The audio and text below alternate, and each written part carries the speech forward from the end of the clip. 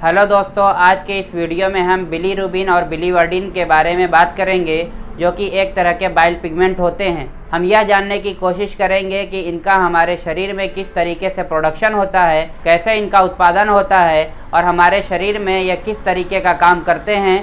साथ ही हम यह भी जानेंगे कि अगर इनका अमाउंट हमारे शरीर में ज़्यादा हो जाए तो किस तरीके से हमारी बॉडी इन्हें शरीर से बाहर निकालती है। तो चलिए वीडियो को शुरू करते हैं।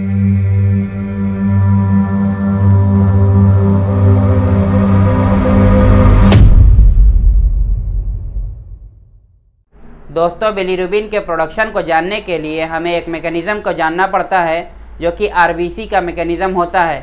दोस्तों, आरबीसी हमारे ब्लड के अंदर पाया जाता है, जिसका वर्क होता है कि वह न्यूट्रिशन को हमारे सेल्स तक पहुंचाता है।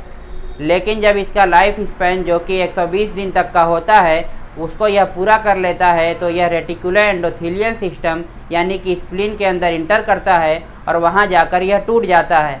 दोस्तों, यहाँ पर एक बात आती है कि यह स्प्लीन के अंदर जाकर क्यों टूट जाता है, यानी कि स्प्लीन को ग्रेवयार्ड ऑफ आरबीसी क्यों कहा जाता है। तो होता यह है कि स्प्लीन की जो आर्टरीज होती हैं वो स्पेशल तरीके से डिज़ाइन होती हैं, यानी कि उनके आगे का भाग बहुत ही मोटा होता है और पीछे का भाग बहुत ही पतला होता है।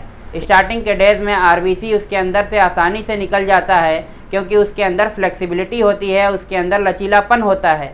लेकिन जब वह धीरे धीरे अपने लाइफ स्पैन को पूरा कर लेता है, यानी कि लगभग 110 से 120 दिन के लगभग का जब वह हो जाता है, तो उस समय जब वह स्प्लीन के आर्टरीज के थ्रू गुजरता है, तो उसके अंदर फ्लेक्सिबिलिटी कम होने की वजह से वह फ्रेजाइल नेचर का हो जाता है और उसके एंड वाले पोर्शन पर जहाँ स्प्लीन की आर्टरी पतली होती है, वहाँ वह जाकर टूट जाता है।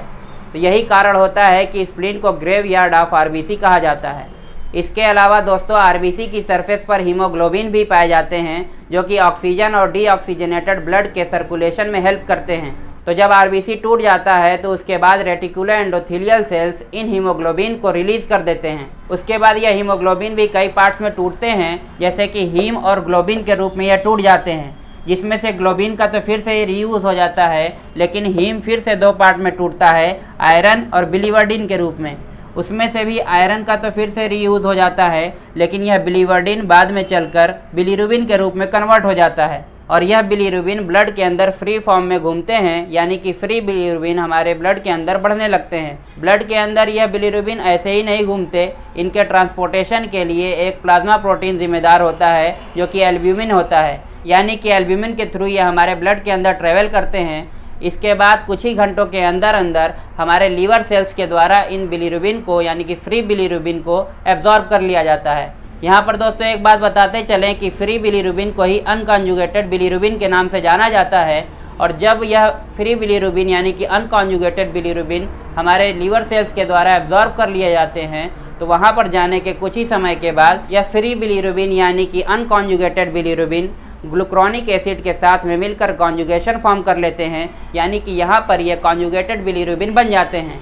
यहाँ के बाद यह कॉन्जुगेटेड बिलीरुबिन बाद में चलकर बाइल के थ्रू हमारे इंटेस्टाइन के अंदर चले आते हैं, जो कि फर्दर प्रोसेस में हिस्सा लेते हैं, यानी कि हमारे शरीर के अंदर डाइजेशन वगैरह में हेल्प करते हैं। यहाँ तक तो दोस्तों बात रही कि कॉन्जुगेटेड बिलीरुबिन हमारे इंटेस्टाइन के अंदर आ गया, लेकिन यहाँ पर आने के बाद इसमें से 50% कॉन्जुगेटेड बिलीरुबिन फिर से अनकॉन्जुगेटेड यानी कि फ्री बिलीरुबिन में कन्वर्ट हो जाते हैं, और उसके बाद उन फ्री बिलीरुबिन के ऊपर इंटेस्टाइनल बैक्टीरियाज वर्क करते हैं और उन्हें यूरोबिलिनोजन के रूप में कन्वर्ट कर देते हैं, और उनमें से लगभग 5% यूरोबिलिनोजन हमारे इंटेस्टाइन से चलकर हमारे किडनी के अंदर ट्रांसफ़र हो जाते हैं, जो कि एक्सेस अमाउंट में होने की वजह से हमारे शरीर के अंदर बाहर निकलने का एक ज़रिया होता है। इन यूरोबिलिनोजन को बाहर निकालने के लिए हमारा शरीर दो तरह के मेथड को अपनाता है, यानी कि वह या तो यूरिन के थ्रू बाहर निकलते हैं या फीसेस के थ्रू बाहर निकलते हैं।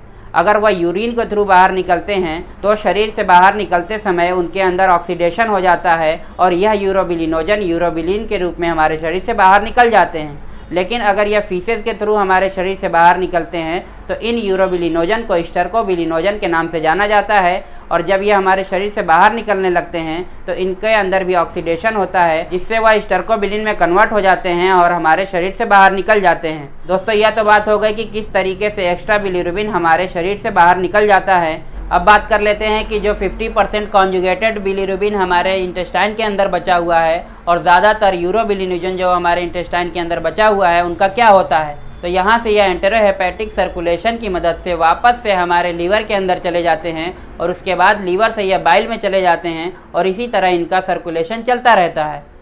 तो दोस्तों यहाँ पर बात आती है कि एंटेरोहेपेटिक सर्कुलेशन का क्या मतलब होता है।